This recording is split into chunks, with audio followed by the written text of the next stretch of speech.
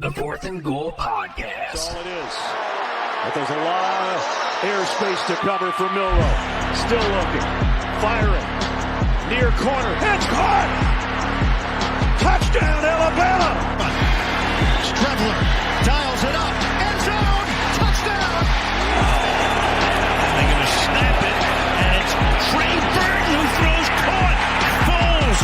Touchdown! There ain't no podcast like the Fourth and Goal Podcast. Like, hit that subscribe button and share. And welcome to the Fourth and Goal Podcast here on a loaded episode, as some people might say. We got a lot of stuff to talk about, but I wanted to introduce Justin and Andrew alongside me, but you guys know who they are. But we're here again on the three-man weave, which is a rare occurrence on this podcast. But right, I wanted to ask, how are you guys doing? I'm pretty good. Just getting through the winter months and getting through these holidays and just chilling, man. Obviously, life's been busy and we haven't been able to get together, all three of us, in quite a while. So it's like a reunion. A little reunion, the monthly reunion, right? Yeah. So I'm doing pretty good. New job's kicking my ass. It's cold outside. Yeah. I had probably the most insane weekend in terms of work for media related. I got my tire slashed on Saturday. That was a lot of fun. Know how to get spare tire down and put it up on the bottle jack and get that taken care of. But that was not fun. You know what's funny? It was the one day I wear a suit for a broadcast, and let's say it hit the cleaners. The worst part about it is his tires are so expensive, man. Right?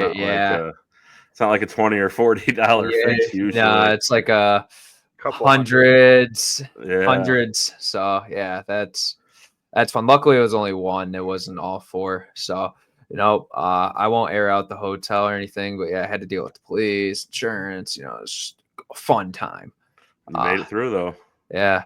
And I'm still here. I'm still here on the Fourth and Goal pod, still, living life. And it's an occurrence that happened. But anyways, all right, enough of that. Let's get I wanted to go first into the news that happened today. Well, actually, there's multiple things I wanted to get into. But first, Bill Belichick going to Chapel Hill. I see Andrew shaking his head, so I'm going to go to you first, Andrew. What is your opinion of this move? I don't think it's going to go well. I think some coaches are just better suited for college or for the NFL. Like they get along better with college players versus Saban when he went to the Dolphins and stunk and then came back and won 100 national titles at Alabama.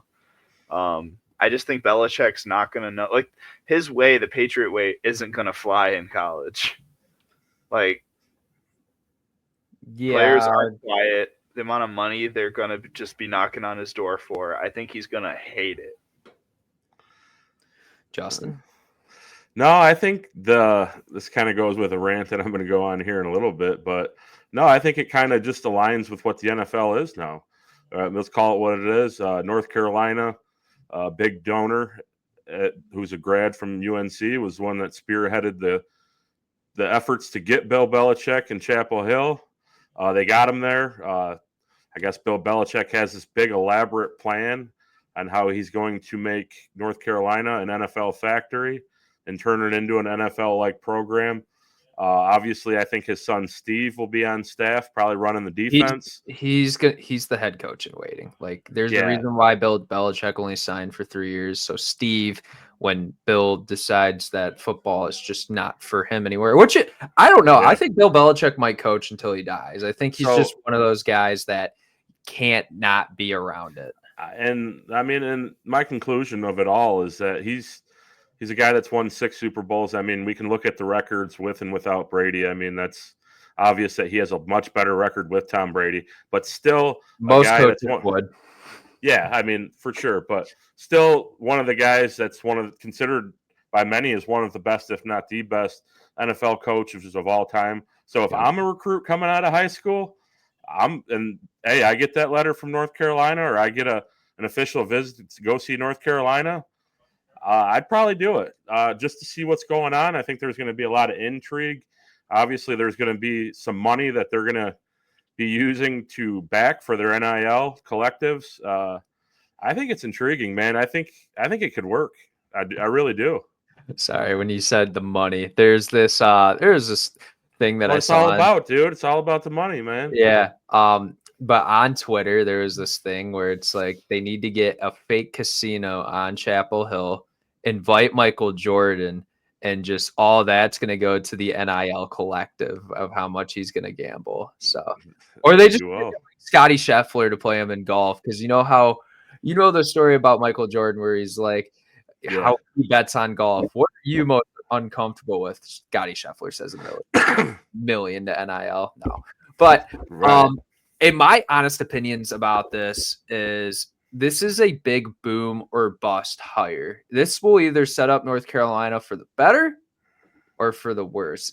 It's a bit of a gamble. It's a bit of a this could not work out well.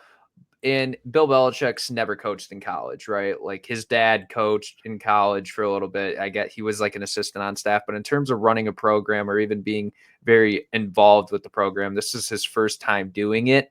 And I know he's going to hire a lot of positions. I just saw they hired Lombardi to be the GM of North Carolina. So it's going to be a professionally ran organization. And North Carolina hasn't won a conference title since 1980. I don't know if you guys say that. I was going to add to that what you were saying. No, that's true. They look it up. North Carolina's not a power at all. Like there's no pressure here. Like now, do you think Texas A&M or Florida State or one of those bigger schools would have made a hire like this? Probably not. But the risk reward, the risk is higher than them not being good because they haven't been good. Like okay. They've been winning football games, like they've been having winning seasons, but they have like a really bad bowl losing record. They have never been to the college football playoff. They've been to the ACC championship a couple of times when it's been the Coastal Division, but they've just been either kicked by Clemson or kicked by someone, right? So, and I mean, yeah, this team hasn't won a conference championship since 1980, and like Mac Brown did a really good job of just kind of running the show and being like almost like a politician on the head coaching staff, like good guy, kept things in check, but you never got really. And there's something that came out earlier today. North Carolina only spent like 4 or 5 something million on their roster this year, and a lot of that's attributed to Amarion Hampton, right? Like other than that, like North Carolina, they have good pieces, they get good players. Like there's Sam Howell and then Drake May and Mitch Trubisky before that. Like they get pros to go there, but in terms of being a good football program and being a good team and having some sort of legacy or any like program tradition, I mean, like they're cool. Like they'll go play in like the Duke's Mayo Bowl, but they're not like, this is them getting a little bit more serious. And I think it's just because their basketball team hasn't been as good recently in recent years. So no, you can't say that. State needs that on their resume. It's still a big win as long as it says UNC there. Yeah. So what would be the equivalent for white teams? No, I don't know, because there's no other coach in the NFL like Bill Belichick. So that's active. Yeah, but still Andy Reid's different too, though. Bill Belichick's kind of more of like the old elk of like, fuck you if you don't like it, take a fucking hike, buddy. Like this is my team. You know what I mean? Like yeah, and Belichick reminded me of D'Antonio. Yeah. What I will say is that North Carolina.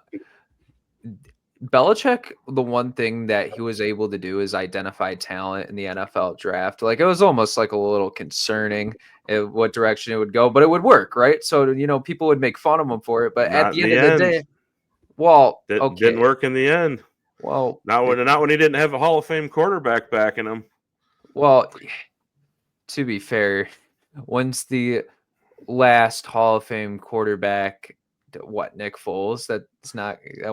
Gerard Mayo inherited one of the worst rosters in the NFL. Yeah, no, I completely agree, but what I'm saying is that like Belichick traditionally has been really good at identifying talent. I mean, shit, he identified Brady, right? Like Brady was not no hot commodity or anything. And who knows what Brady looks like without Bill Belichick, for being completely honest. I think it's the people talk about the Patriot way. It's their system that they have in place. Like each organization's a different situation. Right. They have a certain scheme, they have a certain philosophy. You go out and you identify people that fit your scheme and philosophy. That's what Belichick did for all those years, which I think would make him a good recruiter in college. I mean, you're taking a kid and basically molding them from the get-go. You know what I mean? You're getting them fresh. Something tells me they're not going to care about recruiting that much, though, and be more transfer portal focused, at least early on in Bill, or once it goes to Steve, maybe it's a little bit different. But do you think Bill Belichick's going to go do in-home visits? Like, real question. He should. That'll get like, it's like when Nick Saban comes in the room, people get quiet. When Bill Belichick walks in a room, people get breaking news. Connor Wegman has just committed to Houston. That's interesting. That's interesting. Okay. That's. I mean, I wanted to. No pressure there. Not at all. There. He doesn't have to worry about nobody walking into Kyle Field and winning anymore. No, I mean they're still signing quarterbacks, and they got a quarterback coming back, so they're only going to get better. But yeah, Houston, that's like he's like a shiny diamond crawling out of a dumpster fire. Willie Fritz, year 2 at Houston. That's a team I am going to be watching out for. But yeah, and then Rich Rod, I know Justin's favorite head coach of all time. Probably more your guys' favorite head coach. You know what though? Want him to leave. Yeah, it's how you feel about Ryan Day. Yeah, Rich Rod. He did really good at Jacksonville State, and I think he needs. Yeah. He's not a guy. Like, there's big job guys and there's not big job guys, right? And I think Rich Rod's just like, I think he almost enjoys the grind at being at a small school more. I feel like it's just more up his alley. It's more, just kind of like a sixth sense to him. Meanwhile, like a big job, like that's a lot more pressure and a lot more things to handle. And there's a lot more responsibility and a lot of hats you have to wear. And recruiting's a little bit more harder after going big guys after big guys. Like Rich Rod, what he did at Jacksonville State, I mean, shit, they won their conference, right? And now going to West Virginia, like that's a league where like Big 12 is cool. There's no elite of elite teams. There's probably not going to be for the existence of its conference unless we re-relegate everyone back to where they're supposed to go, which not going to happen. But in West Virginia, like, dude, they get talent, man. They get talent. They should be good. I like it. I like the move. Will it work out? I don't know. But I like it at first glance. Yeah, I feel like Rich Rod was a guy that was built for that job. Back in that time, right before he took the Michigan job, I mean, they had Pat White and Steve Slayton, Noel Devine, some of the most iconic players in West Virginia history. Obviously, he coached Pat McAfee. He made a comment in a recent interview talking about how in his career he feels like he's doing his best coaching right now, that he's learned something along the way at each stop. And I think West Virginia is just more of a fit for him. He's a West Virginia guy. He's had success there. He's had support there. Probably should have never left there. Hindsight 2020, easy to say that now. But I think that's going to work out good, especially in the Big 12, like you said. I think one of you guys said that it's just not that daunting in the Big 12. It's wide open. I think he could easily compete. Although if Kenny Dillingham stays, Arizona State might be it. Well, actually, they would just go to the Big 10 or SEC. So I guess it doesn't matter that much. But Andrew, you got anything to say about it? No, I think you guys really hit on everything. It's just ACC is a wild, wild west, and he is gonna stake his claim. Like I think I'm a little different from you, Justin, on him at Michigan. I think he didn't stay long enough just because he never got to use his scheme. Yeah. Like we saw glimpses of it, and then Michigan was like, no, you lost too many games. I think Michigan was the worst thing for him because they were just coming off of changing guard from like Bo Schembechler to Gary Moeller to Lloyd Carr. And we're talking about 2007. We have this Michigan man persona that it has to be a Michigan guy. So it was almost set up for failure before he even showed up, and he didn't get a chance really, because you've seen that in the year after he left, Brady Hoke immediately took Michigan to a Sugar Bowl with the Right. roster that he built. Right. I And asked the imagine Brady that Hope days. Yeah, I still love that Michigan State single-handedly got 2 Michigan coaches fired within my lifetime. Yeah, I mean, when you don't win that game, you got to go. That's kind of the Yeah. predicament they're in Columbus, You where got their to fans. beat. Well, yeah, Michigan's got 2 of those games though. If you don't beat Michigan State or Ohio State, you're gonna get canned. Yeah, Yeah. you got to. You got to win your rivalry games. Yeah. Is there any other moves you guys are particularly big on? I got a couple, but I think if you guys I want you guys to hit on some stuff. One more comment. Since we're talking about rivalries and Rich Rod, his biggest rivalry is what? Marshall. I mean, you're going from rivalries like Michigan, Ohio State, and he spent a little bit of time out there in Arizona. Because Jacksonville State was in the FCS, so like now that they're FBS, I mean, they didn't have any huge rivals, which I didn't know until this year that Jacksonville State was not in Florida. I'm pretty sure it's in Alabama or Mississippi. I mean, it's the same. I didn't know that's not in Florida. No, it's not. Alabama. I think it's Alabama. I think it's Alabama too. Alabama and Mississippi are like the same states to me. I know, big dumb North brain up here, but I do believe there is a state in between them. Mississippi, yeah, those 3 No, states are. Georgia. No. Georgia's near South Carolina and Florida. Doesn't it go Alabama, Georgia, Mississippi? Goes like Louisiana, is it Alabama, Mississippi, Georgia, and then South Carolina, I'm pretty sure. It goes I need a better map. Either way, Georgia's not in between Mississippi. Georgia's pretty much that's a clip. It goes Alabama, sandwiched between Florida and Alabama, Tennessee. Georgia, Mississippi. Yeah. That's sorry. Georgia, Alabama, Mississippi. Georgia's on the coast. Yeah, I don't have any other moves to talk about really per se. I know Michigan hired Chip Lindsey. Yeah, who I don't really know much about outside of the fact that he was the North Carolina offensive coordinator, and he worked with Drake May. I mean, that's really all I know about him. I know he was OC at Auburn, I believe, and I think he was the OC at somewhere between Auburn and North Carolina. I think it was UCF, if I'm not mistaken, but I could be wrong. Like scheme wise, scheme fit, like all that other stuff, like I'm not sure. And after the season that Kirk Campbell had and bringing in a guy like Bryce Underwood, I think they kind of had to do something like that. So hopefully, you need someone that has experience working with like a big time quarterback, and like Drake May.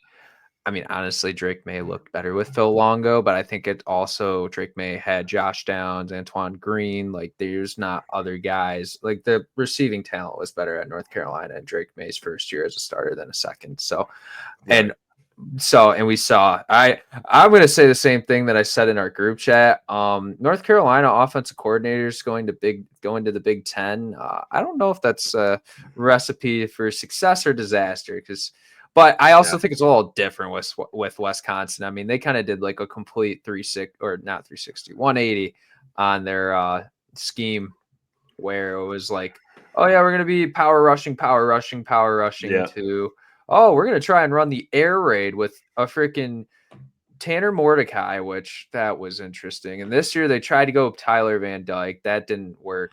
He got hurt, but he wasn't good playing anyways. They almost lost to South Dakota this year.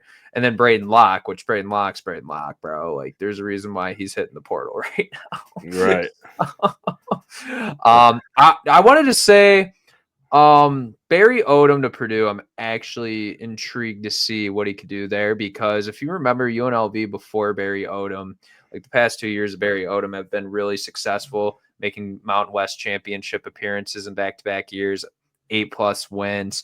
And before that, UNLV was like 2, 3, 4. Like, they weren't making bowl games. And Purdue with Ryan Walters was a shit show. But before then, it's with Jeff Brom.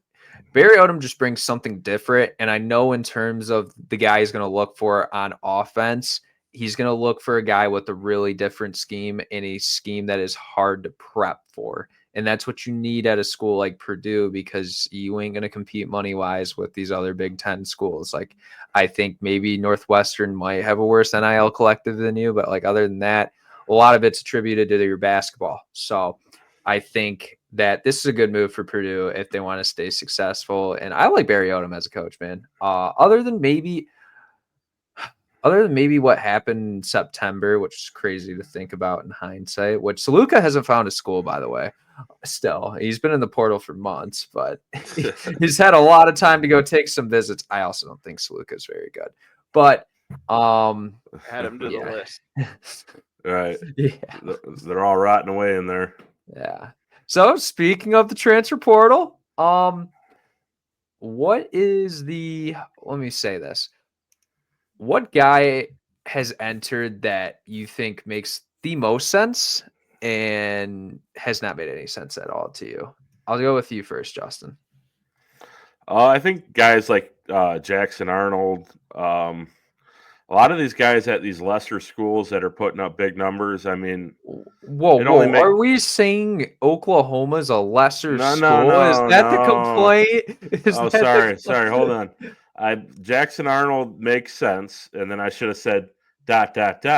Also, a lot of these guys at these smaller schools, what's the quarterback's name for Tulane?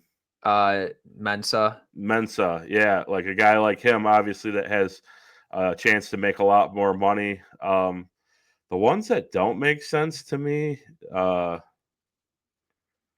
guys that are transferring, like that are freshmen and sophomore, there's a whole bunch of them that were like 4 stars, top 150 guys, like the Micah Hudsons and these other like guys. Alabama has a bunch of them that are in the portal. Yep, Odom at receiver. Yeah, they all, and it's like, and now I can go on my rant about how this is fucking up the game now, because it's just, I mean, come on, dude. Like, I'm watching this stuff, I'm getting these notifications on my phone, and it's one guy after another that's class of 23, class of 24, that are either freshmen, redshirt freshmen. And I just don't know how I like that it spreads the talent around, adds more parity in college football. It gives people chances to get players that are going to play right away, that are going to help them, other than waiting and sitting on Alabama or Georgia's sideline, having to wait to play. I get that aspect in it, but I think there needs to be some parameters around this right now, because it's getting a little out of hand. And then you're seeing the guys that are in the portal that are doing it for the 3rd, 4th time. You know what I mean? It doesn't work out. It gets to be too much. And it's getting to the point now where you can't even keep track of where people are at. Like, they just turn up at a new school and you're like, oh shit, I forgot about that guy. And now here they are. You know what I mean? There needs to be some kind of structure in it. The NCAA is, dude, they're basically they're on their knees right now, and they're just getting it from every angle. Well, the NCAA is in another lawsuit. Have to create another settlement. And they're so handcuffed right now because they're worried about getting sued by everybody that they can't even step in. You know what I mean? It doesn't matter, because we're not even going to be with the NCAA in this sport in probably the next 10 years. And I want to hear Andrew's thoughts on all this, and you too, Noah, because obviously for people that watch, there's a little bit of an age discrepancy here. And I promised that I wasn't going to be that old guy that acted like, you know what I mean? I remember back in 2004 when it was like this, you know what I mean? College football, the game was played the right way. Right. It was about tradition and scholarship. You know what I mean? Like, I'm not trying to be that guy. I'm glad the kids are getting paid, but it's a bit much, dude. It's really, I never thought football would get to the level that basketball is. But it's there. I mean, basketball really wasn't like that until post-COVID. College basketball. FAU the last 2 years has had 2 completely different 5-man rosters, and I'm saying right both years. No. Like I'm saying, no. What I'm saying is that didn't happen with college basketball, it didn't happen like that till post-COVID is what I was saying. Oh, I thought you were Yeah, saying yeah, post-COVID it hasn't happened. No, It's like, no. that's actually no. That would be the complete opposite statement. Today's Yeah. opposite day, I guess. I Okay. blame NBA super teams for that one, but that's a whole Well, other day. Well, actually, for your information, Justin, there's this thing called a second apron in the NBA now. So it's actually impossible to have a super team unless you are just really good at drafting or you're really good at getting someone on a low contract and identifying them. So it's gonna even the talent more across the NBA. But that's besides the point. Right.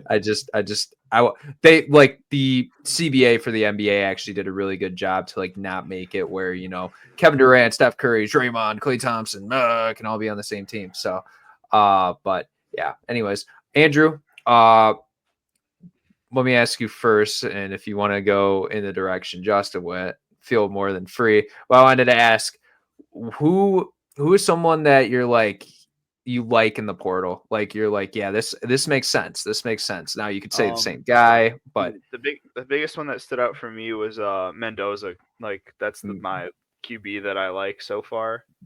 Just because I mean the algorithm was real for a while, and given actually a better team with resources around it, I think Mendoza could really thrive if he finds a home somewhere, probably like a Levitt landing in Arizona State. Okay. Like find that young coach that's just going to be like, okay, fuck it, let's run it for a year. Florida Atlantic, baby. Go Zach Hitley. But anyways. But I could just see Mendoza going out there and balling out next year. And then who's a guy where you're like, why? Why are you in the portal? What are you doing? I've got two. Okay. Well, it's not really why are you doing here? It's what are you doing here? It's more of of course you're back again. Angel Anthony and Thomas Castellanos. What are you doing? Not Bear Alexander. Not Charles Brantley. Kidding. Charles Brantley, but he keeps going back to MSU. No, so yeah. No, Charles Brantley is every year until now, people have been like, "Nah, we don't want him." Except Do you for, guys think that some of these guys that are declaring for the portal are just trying to drive their price up for the school that they're already at? Yes, I'm sorry, and this is probably terrible to say. If I was a player in college, even if I'm gonna stay, I'm gonna go see what my market value is. Dude, last year Michigan State made did they make Barrow or the other tackle the highest paid? They made both the guys that ended up transferring out in the spring period anyway. Oh, Barrow and Harmon. Yeah, they made Harmon and Barrow the highest paid defensive tackles in college football, and then they went out and transferred. Barrow wasn't great at Miami, but Harmon's actually been playing really good. Harmon got paid more than Barrow did, but they were like as a pair of starting defensive tackles, they were the highest NIL funded tackles, and then still left. I know so Michigan. It doesn't matter. Michigan had to pay a lot of money to Colston Loveland and Mason Graham and Kenneth Grant. There was rumor out there about Kenneth Grant being offered by Texas at upwards to like $7-8 million or something like that. That checks out. Yeah, I don't remember. I don't know what Barrows was at Miami. See, I really didn't give it. He got 4.5 to go to Oklahoma. I didn't give a shit about Barrow. I didn't think he was really all that good. Harmon, he was just a stout run stopper. He wasn't like the blitz. He didn't have the blitz capability like Harmon did. No, but he was a. Harmon's probably just as good. Maybe not as good, but like still a good run stuffer. Like Harmon Harmon has in big games. Like maybe not against Penn State in the Big Ten championship, but other big games throughout the season, Oregon's played, and he's been a pretty good run stuffer inside. Yeah. Harmon's basically, in my eyes, he's a defensive end that weighs 40 pounds more, and Barrow's just a brick wall. That was how I visualized them. Do you have any old man takes for us or new generation takes for us, Andrew? I have old man takes. I don't like the transfer portal. I never really have. I've always felt like we needed guardrails. Like, are you bruised still from the Keon Coleman thing, or is that why? Not about Keon. I mean, we wouldn't have gotten Kenneth Walker, so it's okay. It's or Joey Hauser, or Let's Right. go to the other Walker, Tyson Walker. All those Right. MSU's very much the last name So Walker what- and the transfer portal has been very good for Michigan Yeah, State. so what I'm hearing But- is we just need to get all the Walkers inside the United States of America to come play at all athletics, and Michigan State's going to be really good. Okay. Andrew basically just came out and said, without saying it, I like the portal when it benefits us, and I hate the portal when our players leave. I would almost rather we not have it. I know. So I was just saying, I know my team has benefited from it, but I would rather not have it or have a much more simplified where you transfer. Don't make it where you have to sit a year. Don't make it whatever, but make it What where you it have to sh- stay it there for should have 2 been- years at minimum. What it should have been is how it was before, and it was fine because and I'm fine with grad transfers, honestly, like the 5th year, 6th year guys that, like it's their last year, man. They've completed school. They're probably not going to play in the NFL because they would have after year 3 or year 4. So it's like whatever. And that's how it was. And then if you were an undergrad, you could transfer one time, and then if you wanted to transfer again, you would have to sit out a year. I don't know why we got rid of that rule, right? But what I will say is that, man, it's kind of just like a checks and balances thing almost. Like there's good and then there's bad with it as well. But at the end of the day, it's going to cause more parity. It's going to cause a lot more even rosters. Sure, we're not going to have a dynasty like, Michigan, until, or teams like 2023 Michigan, 2020 Alabama, 2019 LSU, and so on and so forth. Like, we're not going to have those star-studded teams maybe once every like 5 years. It's going to be more even, teams. And we've said this all year, like teams have struggled all year. Every team has their flaws, but I think that this is, I like it. To be honest, and it might be because I'm the young guy here, right? But I also think it gives different players opportunities, and also for the group of 5 or the small P4 school players, it gives them an opportunity to kind of give them a platform to showcase their abilities and be able to, like, I think Eric Singleton at Georgia Tech, while Georgia Tech's a solid football program, that kid's going to be able to go play at a big time school, make big time money, and potentially be a big time pick in next year's NFL draft. Or a guy like Kevin Concepcion from NC State, he's going to be able to go play somewhere. I think it takes the power out of the coach's hands, because what can you do now? You get on somebody's ass and you get tough with them, they're just going to hop in the portal and leave, and they can do it repeatedly over and over again. Which kind of how sway Bill Belichick's going to North Carolina, a guy who is an authoritarian.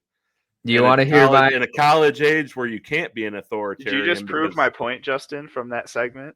I'm sitting here thinking about it, and I'm like, this might not. That was my instant reaction, where I'm just like, "There's a reason MSU lost." Here's my counter argument to that. More times than not, that players go do that, they're not built for it, anyways. Yeah, let's be honest. They're not built for it. They're not. It's true. It's true. Like, you're correct. Look at guys like Bear Alexander, bro. That can't cut it at these schools. Like, he's in the portal for, I think, the 3rd time. Like, it's just. I heard that, Justin. I got my headphones on. I can't.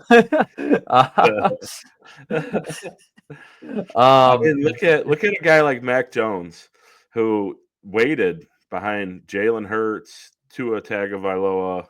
You know what I mean? Got his opportunity, balled out, went to the NFL. Like, those stories are going to be dead, dude. Dude, look at Dwayne Haskins at Ohio State. Yeah, and I think there's some players that might still stick around, and that's because they might offer them a more longer term NIL deal or NIL money throughout. But yeah, obviously it's going to happen less. And I think it's good. I think it's good and bad. It's good for some people. It's bad for others. It's definitely a pain in the ass for coaches and universities. But you know what? We're seeing it affect high school recruiting a lot. Yeah. Because it's like how much players transfer. You can't recruit, like you just referenced Alabama they had Jalen Hurts, Mac Jones, Tua. That's 3 5-star recruits and back-to-back blue chip players, at least, for sure. 3 blue chips in almost back-to-back recruiting classes. Yeah. If you like, Michigan got Bryce Underwood, so be ready for the next 2 years to be getting those middle of the line 3-star quarterbacks. Because if they go bring in another 5-star, guess who's leaving? One of the two.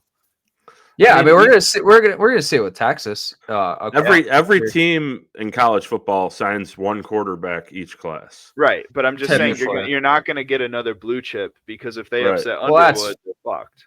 Well, and Right. also, I mean, there could be a quarterback that also enters in the portal too after Underwood's gone, where it's like, oh shit, we can keep this thing rolling. So, Right. but I don't think it's a bad thing. I don't. It's the transfer portal will never be a perfect thing. It will never be a perfect. Look at all the Georgia quarterbacks that never made it crack the starting lineup that are around college football. How are those guys doing? Like Vandergriff, he stinks. Or Eason, or you know what I mean? Yeah, like right. they're not doing very well. That's why my end all be all opinion of the transfer portal era is that it is worsening the product that we receive. It is. Like, you don't see a polished product across the country. Even at like Western Michigan, you would see this guy's been sitting for 4 years. He doesn't make the stupid play. He's not very good, but he doesn't turn the ball over that much. Now you see across the country increase in picks, increase in fumbles, increase downgrade in points, like in content. It's just I'm gonna go local here, and I'm kind of gonna. I don't want to sound like I'm bashing the kid here, but it's just what I've seen. Like with the Bryce Underwood thing, like, okay, you sign at Michigan, right? And obviously we all know it's money motivated. It's not because you want to wear the winged helmet, because you want to sing the fight song, or you love the tradition at the school. You got paid a bunch of money to do it, right? So you sign at Michigan, the next day you sign on that dotted line, you're promoting who? Bryce Underwood, your own brand. That's what it's about now. These guys that are coming out of high school that are going into college, they promote themselves, their own brand. They don't give a shit about the university. They're all working with their own independent college, their quarterback coaches. You know what I mean? It is what it is. It's a dirty game. The tradition and all that stuff is out the window now. Nobody gives a shit. We can sing a fight song on. You want to hear my counter argument to that? How much money are these TV networks, schools, coaches, all these people involved when players weren't getting paid, or paid legally, I should say? Paid legally. five. Right. Rick Pitino, hey. No, but like what I'm saying is like there's never going to be a perfect, because all the talk was before NIL came into place is, oh, these players deserve to make money and be compensated because they're everything's being made off their name, but they don't get a cut of it. And like now, but I mean, it's just going to be more. It's going to be more like the NFL and just how when you open up that Pandora's box, that's what it becomes about is the money. Yeah. It's not about don't get me wrong, there's still a lot of kids across America that are searching for a great education. You know what I mean? There are. And I don't give a shit. Only 2% of college football players make it to the NFL. Right. I mean, I don't need to go to college to get a degree to be a fucking principal or something if I'm going to get an $80 million contract in the NFL. Right. And that's their mindset. Like fucking quote, what's his name? 12 gauge, Ohio State. Quarterback. 12 gate? Wait, what? Yeah, Cordell Jones. Oh, or Cardell Jones. Okay. Cardell Jones. Yeah. You know, I didn't come here to do school. Or it's like Joe Burrow's statement. So like, I went to school at Ohio State. I played football at LSU. Yeah. Speaking of which, you think Devin Brown's going to be the next Joe Burrow? You know, sitting behind. No. I'm kidding. Yeah. No, let me say our guys and my guys that I like, or a guy that I like in the transfer portal. We'll keep this short. In the portal, I want to see where these kids go before I really because obviously I know we mostly know who they are as a player. It's just like, how do they fit into that system? Like, how is Jackson Arnold? It looks like Jackson Arnold's actually going to go to Auburn, by the way. I thought it was going to be Mississippi State at first. So we'll see though. But he'll actually be able to move the ball on offense when he goes to Auburn. Maybe he just won't be able to call the touchdown play all that much. They like Right. the interception play. He might though. But I like Salter in the portal, man. Liberty was pretty good the past 2 seasons, and I mean CJ Daniels the prior year that was, or the guy that was with them, and they went undefeated until they got kicked in the gut by Oregon. I almost said Georgia. Oregon. Sorry, Georgia coach is just moving all over the place. Crazy world. But no, like I mean, this year they weren't as successful, but I don't think the roster was as good as it was in 2023. But this kid still performed. I really liked what I've seen on tape from him the past couple of seasons. And look, he's only a sophomore redshirt. He's still got 2 years of eligibility left. He might be a pro guy. I don't know completely yet, but I think him getting a bigger opportunity to go play at a Power 4 school or play somewhere where, you know, he's going to be more nationally televised will be a benefit for him. And also, I think he's a quarterback that could legitimately help a team compete for like a college football playoff spot. Yeah, if he's obviously not a pro guy, because if he was, then he'd be going to the pros. I don't necessarily. I just don't know if he is going to be a pro. I don't know. It's not like Malik Murphy at Liberty, right? Like, or not Malik. Malik Murphy. Malik Willis. Sorry. Or maybe like you could compare it, I guess, to like Cam Ward's situation. Like, yeah, declared for the draft, yeah. but probably got more money to go play at Miami. Yeah. Well, yeah. Cam Ward's probably. Isn't that crazy to think about? Yeah. Declared for the NFL draft. Though. Oh, he did big time, but he declared for the draft and got paid more money to go play for Miami. Like, look at Hunter Dickinson. Like, dude, leave. Yeah. No, he doesn't want to go to Europe. He's not good enough to go to the NBA. I'm cutting that clip up and I'm putting in the Leo Wolf of Wall Street clip. I'm not fucking leaving because that's Hunter Dickinson right there to a T. And one thing this is what I'm gonna say. I don't really have any. I don't.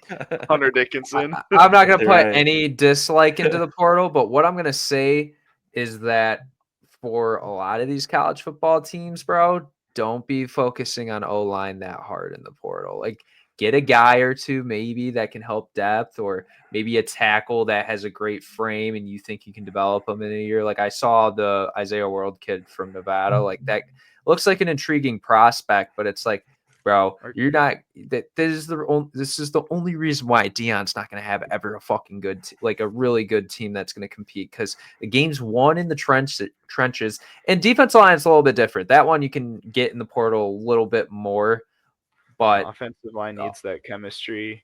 They need to have. They need to be developed in a scheme together. Like there are so many concepts and like just schematics in college football, and it's so different between every team. Like it's the same language almost, but it's different when, you know, just the style of plays, and like it takes time for those guys to learn. Because I don't know if, you know, like, not to, this is kind of a stereotype, but like most offensive linemen like ain't all up there in the head a lot of the time. Like that's fucked up to say.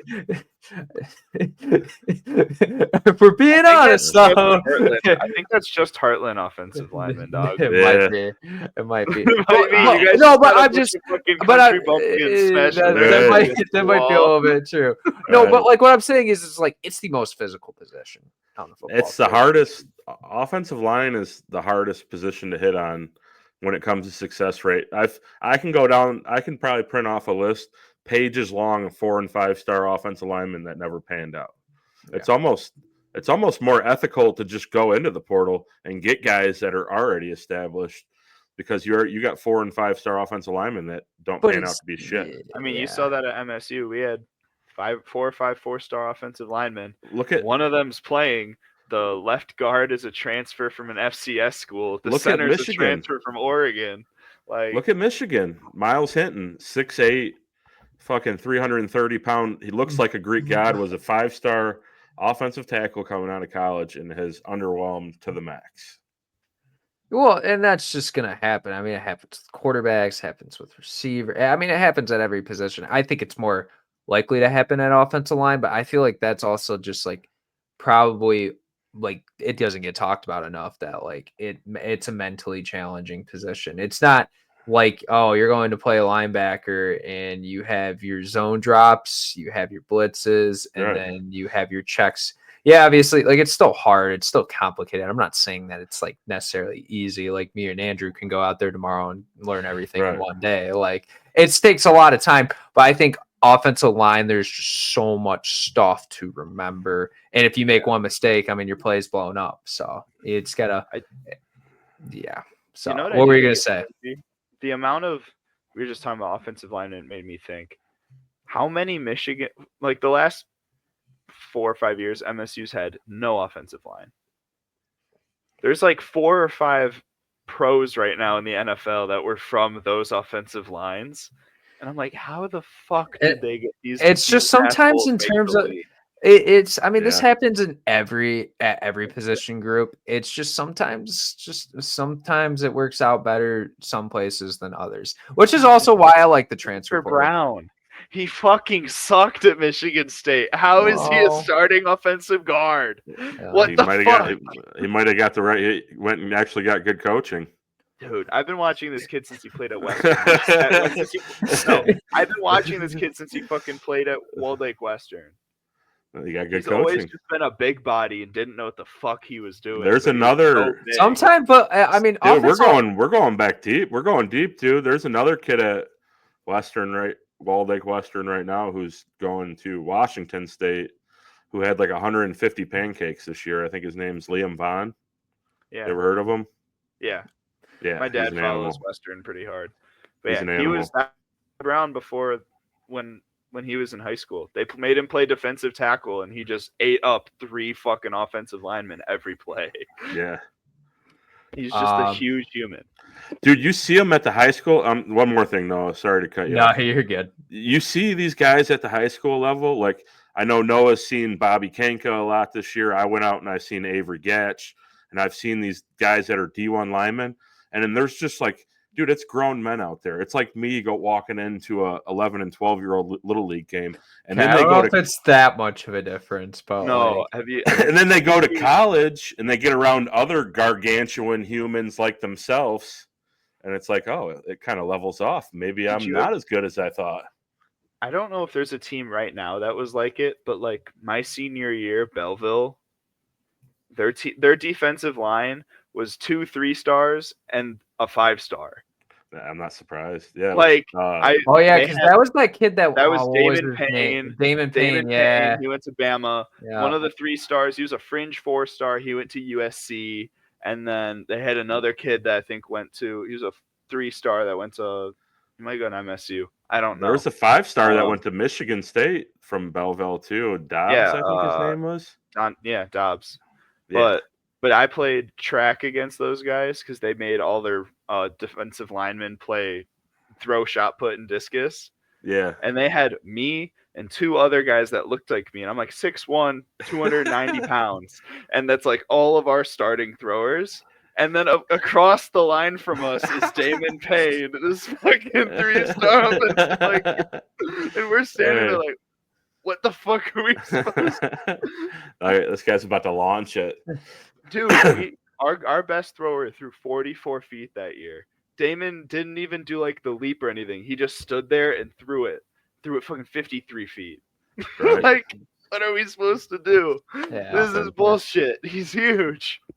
Yeah. I mean, you even see it like a lot of Division II, like a lot of the linemen from Heartland. Over the course of me playing there, like a lot of them went to go play like Division II football and stuff, and it's like, I mean, these guys are still pretty good. And like one of my buddies, he played center for us and also played defensive tackle, and now he's at Harding, and I mean he's not starting yet, but Harding's one of those like Army type programs, or like just like, you know, like you got to work your way up, and it's very culture built and whatnot. Right. And that's kind of how lower levels of college football work too. But I mean, dude, the kid was just absolutely dominating everyone in high school. And honestly, if he was a couple inches taller, he probably would have been more. And that's another thing. A lot of these D1 guys, I mean, it's a a lot based off potential and their frame to work with and whatnot, because they think they can mold them into something. And which is why you see a lot of offensive linemen bust too. Because Justin and Andrew, both of you are right. Like sometimes, like there's guys in high school where it's like, man, like he should be dominating. It's not like an Avery Gotch, right?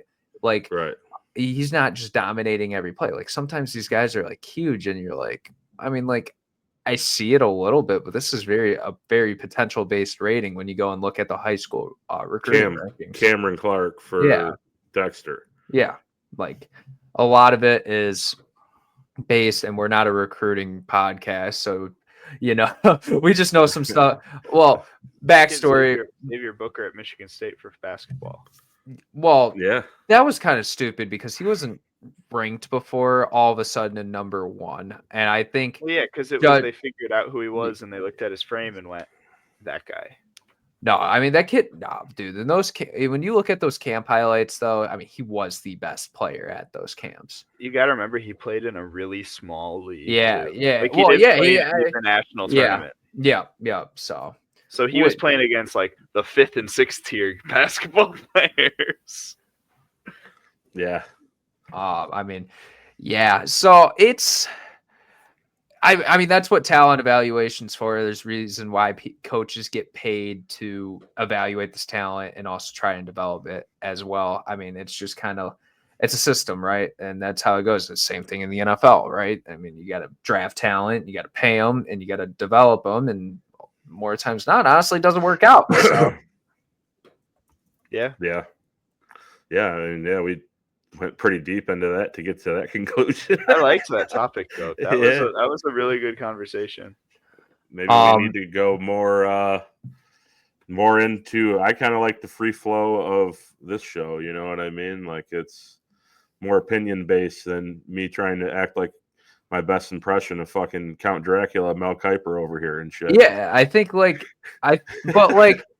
okay, like don't get me wrong, we're a lot smarter than the average people when it comes to this thing, but like we're not like a lot of us like we spend our free time. Are we smarter than the average person? I would say, at least I would like to think I am. I feel like I know when I go and talk to someone about college football and like not to get to football, I didn't mean it, and I don't.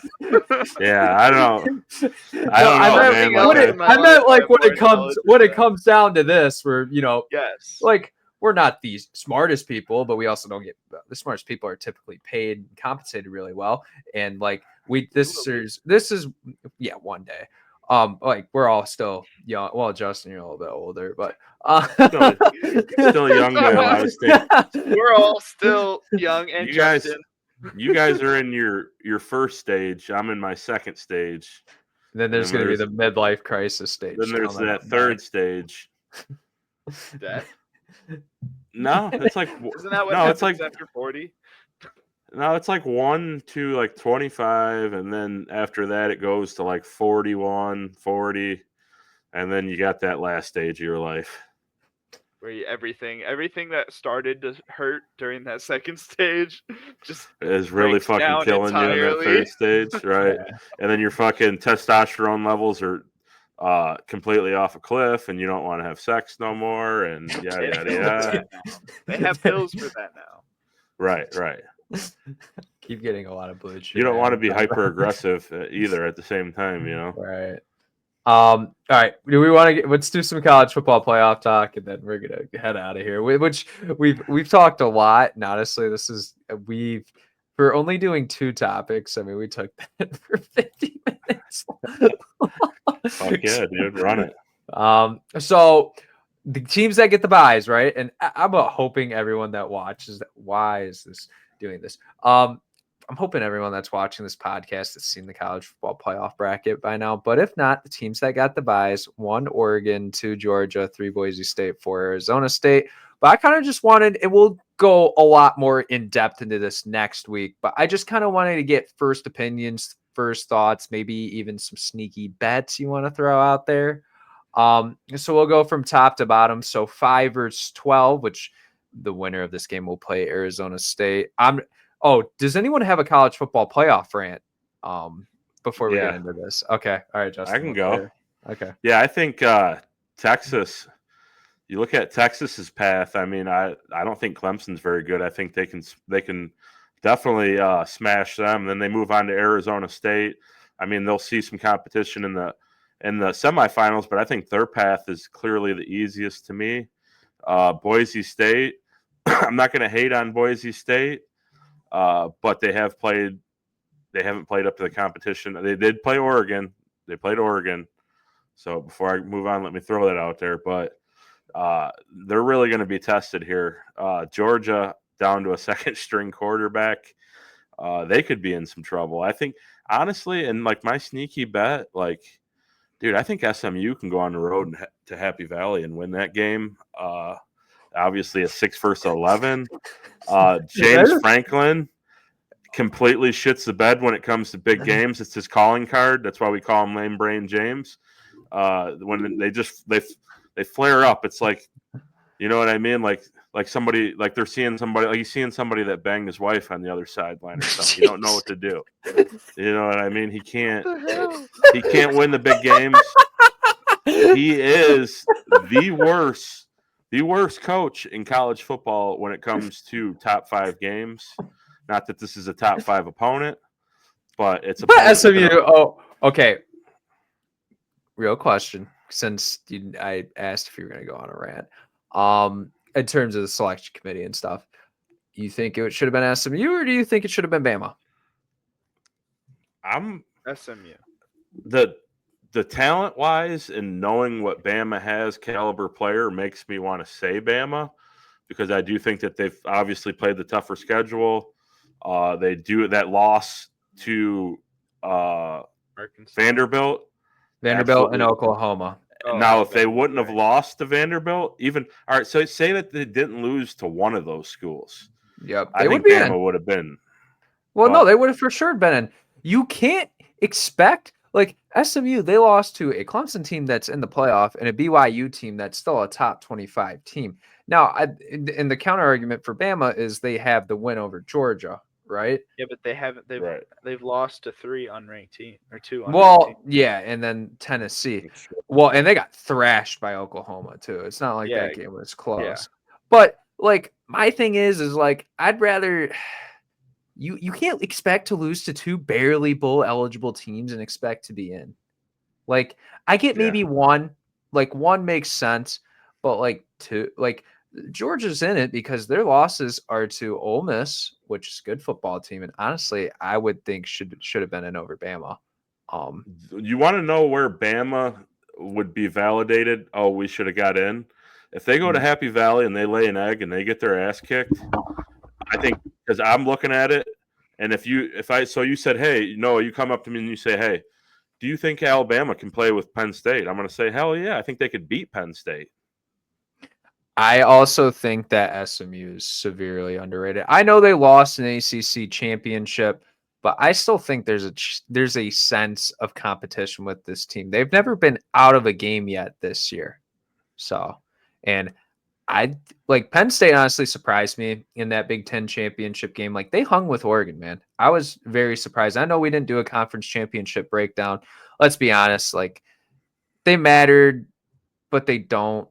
And honestly, they didn't do anything. Like Penn State lost, and if they beat SMU and beat Boise State, I mean, like those are 2 easier opponents for losing than Oregon. I know that they only have to play 1 game, but you got to play the winner of Tennessee, Ohio State, and like Tennessee's looked good as of recent. And like, I mean, Justin, I know you hate Ohio State, and they lost to Michigan and everything. That's still a really good football team. Like it's a lot tougher than SMU and Boise State. Well, I wouldn't. You're putting a strong emphasis on tough because we know they're not a tough football team. Well, I mean, like, like what I'm saying is like, I mean, last time Ohio State and Oregon, if Will Howard isn't the worst quarterback in the country, like you got teams that are an F-350 diesel that are tough and that are going to run you over, and then you have teams that are a Ferrari, like Ohio State, all the glitz and the glamour. They got the fast car. They got the shiny toys, all the bells and whistles. But they're going to get ran over by that F-350. Like Indiana. And what team's that Cybertruck? That's going to be the team that wins it all. It's the Cybertruck type of The team. Hammer, The yeah. Cybertruck is already Indiana because they're just put together by fucking. Well, they're being held together by zip ties right now. Did I mention this? Did I mention this earlier? Indiana spent like a good amount of they were like top, I think 15 on spending on a roster this year. Did I mention that? That's crazy. That doesn't surprise me at all. Well, You look at that we that know he who made. we know who spent that money, but besides, or at least contributed a lot to it. But still, Who? Cuban. Oh, Cuban. He's an Indiana guy. Yeah, I didn't know that. I had no idea. I'm not a huge Mark Cuban guy, so. Well, because he's not the Dallas Mavericks owner anymore. So I mean, he's got to invest his money somewhere. So it's all like everybody's going to find their buddy that has the most money, like oil money. For John Calipari, believe it or not, at Arkansas, his is Tyson Chicken. He's got a buddy, the Tyson Chicken owner, chicken money. So. But MSU needs Gores to sell the Suns so then he can start investing in our football program again. Doesn't Michigan State have like 3 NBA owners though? Yeah, their money's tied up. Yeah. And also we don't want Gores to do that. We do want Gores to sell the Pistons, but who owns Ishbia? Michigan State. Ishbia I was going to say Matt Ishbia was a part of the 2000 national championship team walk on. He was one of the leading donors that helped get that 2021 roster to the team it was. And then he bought the Phoenix Suns. Ah, yes. Yeah.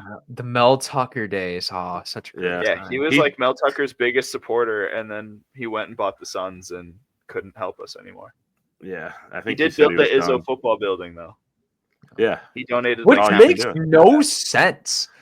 Why is it called Izzo? that? It's because Izzo is the godfather of Michigan State. What he says goes. So look at you're Bryce Underwood. Like you talk about your. Of course, we're going back to talk. No. Listen. No, because you guys were talking about donors. So 30 years down the line, whether this kid's good or not, dude, he had fucking Larry Ellison, who's the second richest guy in the world, on a Zoom call trying to get him to go to a school. Like that's Larry Ellison's the Oracle guy. It's college football. It's just the ties to these schools. He has the naming rights for the Golden State Warriors, the naming rights for the San Francisco Giants Stadium. Like the Oracle guy has $237 billion, and he's sitting here talking to a high school kid trying to pitch him. Like that's crazy, dude. Where did Steve Ballmer go to college? I want to actually look that up really quickly because he's like top 10, one of the top 10 richest men in the world. Steve Ballmer. Oh yeah, these guys are college. Yeah, I'm actually genuinely curious where he went. He went to Harvard. Oh, what a loser! Loser. Imagine being a nerd. No. I feel like when you have billions of dollars, you can cut a check for a $20-30 million a year for a roster. Well, I mean, that's what Phil Knight does. Yeah. Well, I think he cuts a check for more than that. Probably. I'd be interested to know what they're paying. Yeah. I wanted to get my quick thoughts on the playoffs, and then Andrew, I'll head it to you. Go ahead. I was going to say, I just looked it up what Ishbia donated in 2021. $32 million to the athletic program. Holy shit. Yeah. I would, after that one, I'd be like, here you go, guys. Like, we're all set here. Don't call me. Don't text me. That's what he did. He made one fucking mess, and then he $20 million on the building and 32 in NIL. That's insane, dude. And I'm going to go basketball team. I'm going to go top. I'm just going to go top to bottom. I think Clemson versus Texas. I think this game, I want to say the total, this is the lowest total out of all 4 games. I think it's in the higher 40s. Like this one that I think could be like what we saw A&M versus Texas be, just like a low scoring game.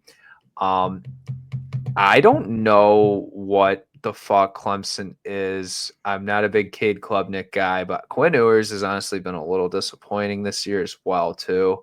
So either or, whoever wins that game, good for them. I don't care. That's like the game I care the least about. I like this Tennessee-Ohio State game. I think this one's going to be if it's more offensive, I think it goes Ohio State's way. I think if it's more defensive, it goes Tennessee's way. That's my honest opinions. I think Tennessee's been a little bit better at playing in some of these rugged physical games being in the SEC this year. I mean, it's how they've won every SEC game other than Vanderbilt, right?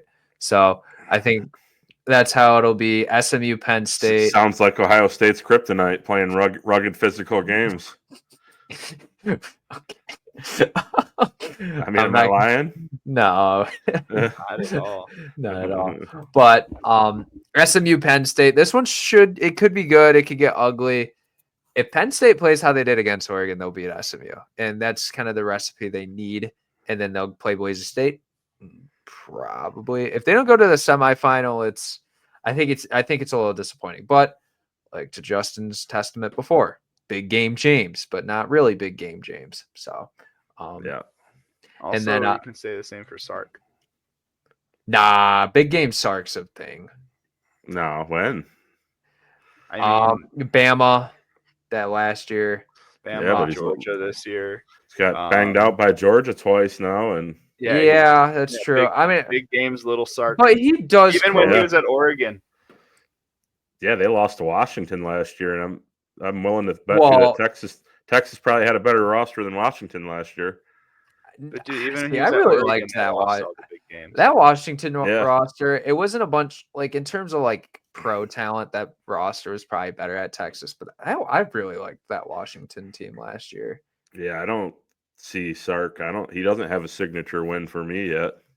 I think that that second week versus Bama. Going to Ann Arbor and beating Michigan. No, I mean you beat a Bama team that debatably probably would have beat you had you guys played later on in the season. Like it was the second game of the season. Like we know sometimes teams start out slow and teams ascend as the season goes on, or Notre Dame, or they descend as the season goes on. Miami Hurricanes. No. So I don't know. I mean, Texas might have, if they can get past Clemson, Arizona State. Honestly, dude, I'll save it for the end. And then last thing, Indiana, Notre Dame. This is probably gonna be the best game. Being honest, I think it has potential to be the best game. But I'm sorry to break it to you, Andrew. Notre Dame's just been a little physically imposing this year to where the point where I don't know if Indiana's going to be able to keep taking the punches in the mouths. And if they can, they could win. But I know Notre Dame lost to NIU, but outside of that, this is, and you know what? Life happens sometimes. No, I have actually started to come down Notre Dame in Indiana high. Yeah. But like what I'm saying, starting to see the gaps in the armor. But like, I think honestly, I like Notre Dame out of everyone in the college football playoff right now. I do too. I just placed Notre Dame plus 700 to win it all. Okay. Like This is Notre Dame's been like unhealthily just like kicking the shit out of teams like this latter part of the season.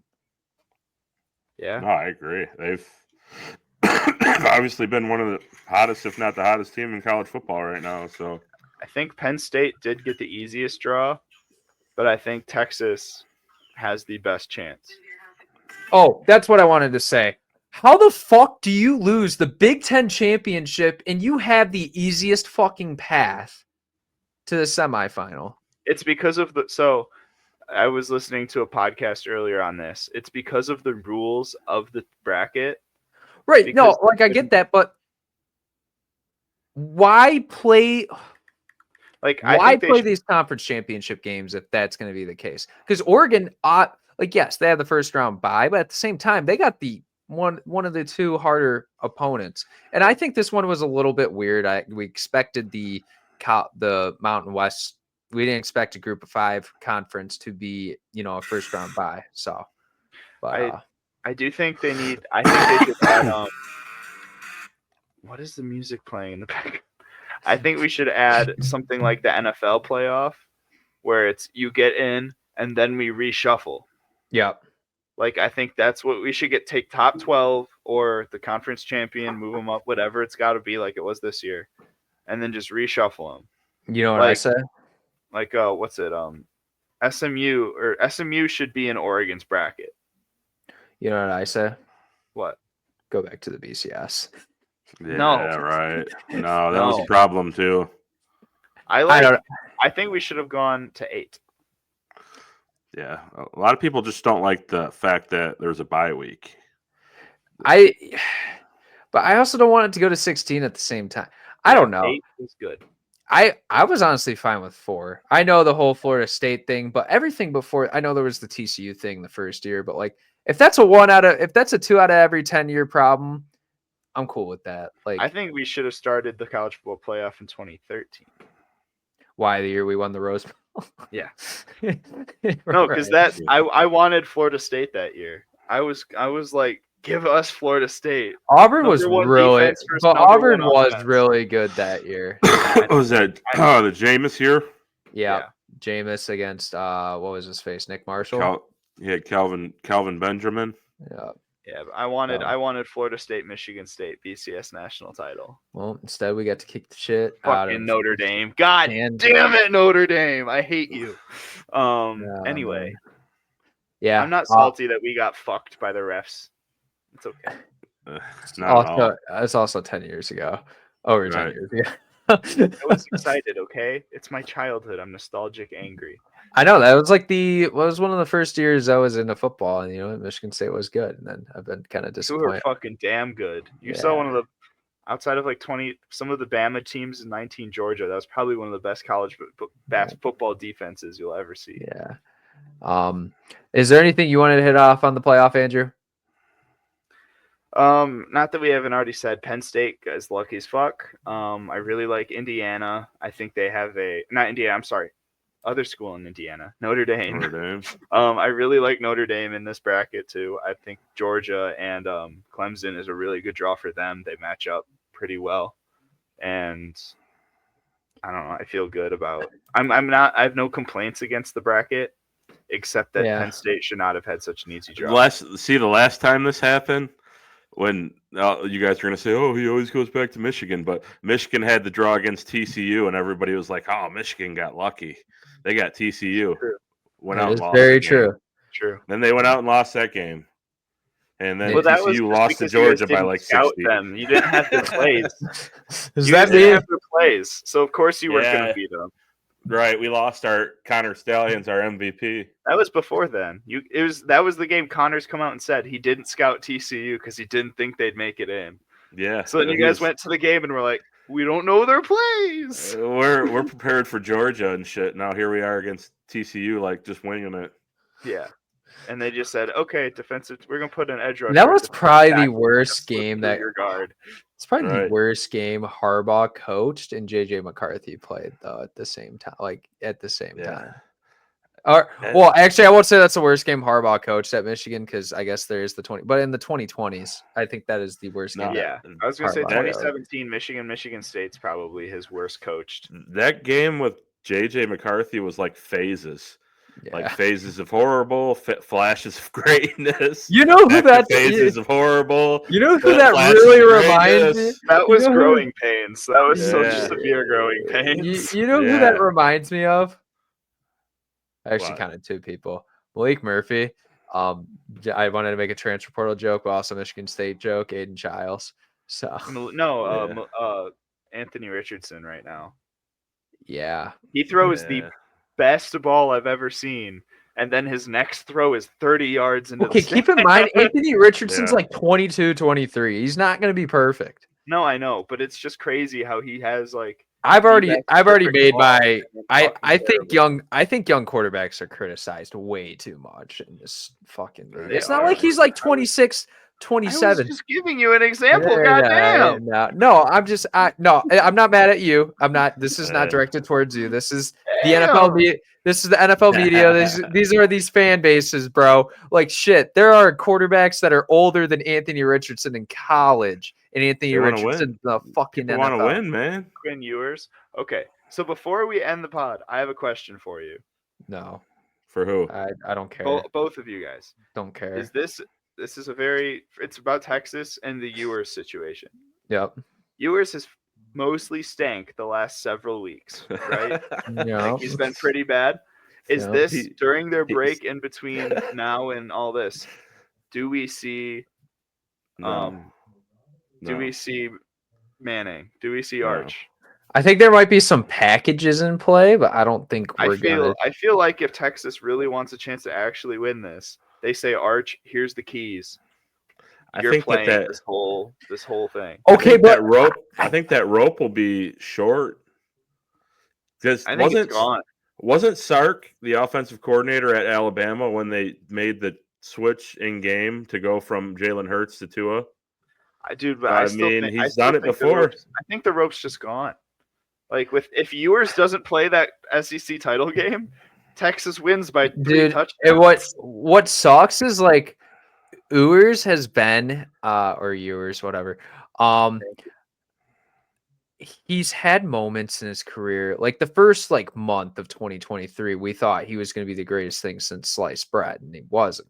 And then this year, like he looked good at the beginning of the year, and the problem for him is he's just been hurt, right? So, and like I mean, he was out for 2 weeks this year, and I don't know if he's ever really recovered since that Georgia game, just taking all that shot to the body, right? So, I don't know, man. I just think I also don't know.